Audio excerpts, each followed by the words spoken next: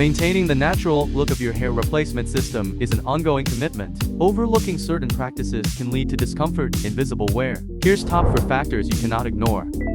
Patch tests. Always perform patch tests before using any adhesive, tape, or bonding product on your skin. Skipping this step could lead to allergic reactions and discomfort.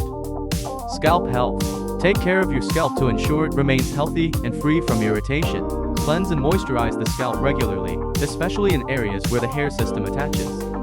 Signs of wear and tear. Be attentive to signs of wear and tear on your hair system. If you notice thinning areas, visible damage, or significant shedding, it may be time to consider a replacement.